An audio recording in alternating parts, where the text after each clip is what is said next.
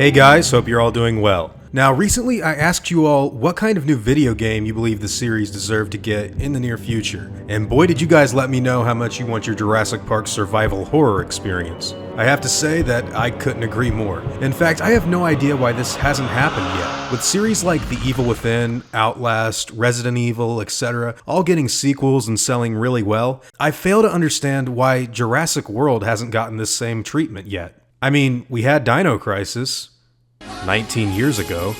Hopefully a good game developer can fix that ASAP.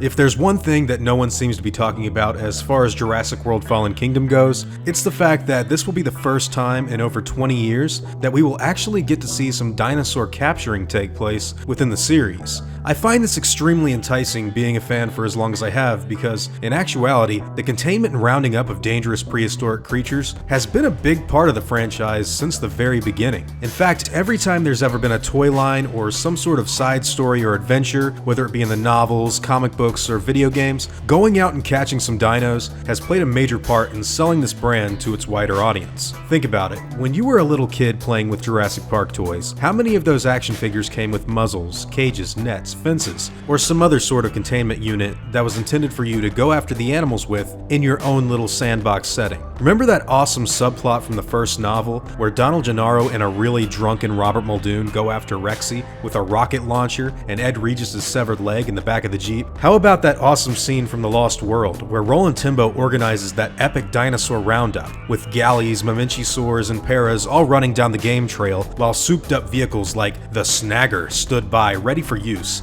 and paleontologist Burke began cautioning the hunters with how deadly the Pachycephalosaur's domed skull could be. This kind of fast-paced action and harrowing adventure also comes with a high level of suspense and even dark uncertainty for our human characters. How difficult would it be to catch a dinosaur? It's really fun stuff. With the overall setup for Fallen Kingdom being one of relocating the surviving dinosaurs to a new habitat, I can say that I have no doubt that some catching and bagging is going to go down. Our heroes and possibly villains' mission statements are to go in and extract the animals before the volcano goes off and destroys everything on the face of the island. They are literally going in on a preset amount of time that will be ticking down with each passing second and drawing closer and closer to primal extinction. So how much of this dinosaur capturing can we expect to see in the new film? Well, Trevorrow has already stated that the first trailer, the one that showed the characters being blasted off of the island, only took up the first 57 minutes of the movie. Now, they could very well start rounding up some dinos that have escaped at the end of the film as well, but as for the on-island, on-dinosaur turf action and rounding up, all that stuff is going to be in the first and probably first half of the second act. I'm sure we're going to get quite a lot of it.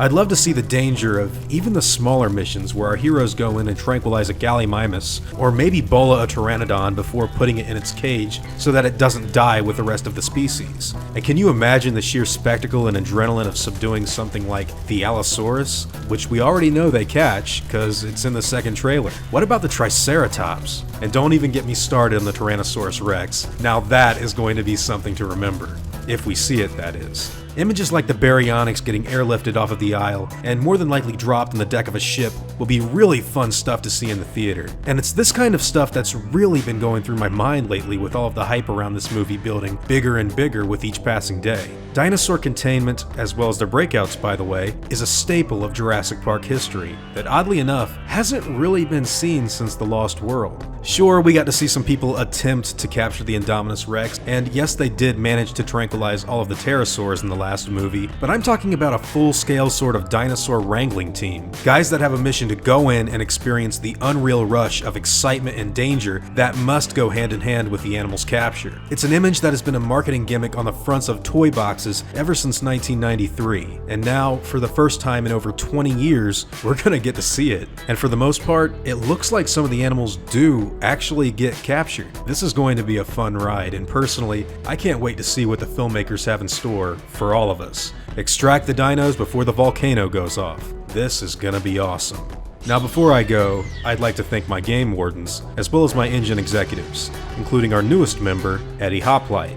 I'd also like to thank my park workers and InGen hunters as well. Seriously, the fact that you guys even consider helping build the channel up means the world to me, and I can't thank you all enough for this incredible support. Now, I'd like to thank you all for watching this video, and hope that you all enjoy today's content. If you feel like I deserve it, I'd appreciate the like and hope that you'll consider subscribing if you're interested in hearing from me again. I'll see you all in the next video, guys, and as always, take it easy.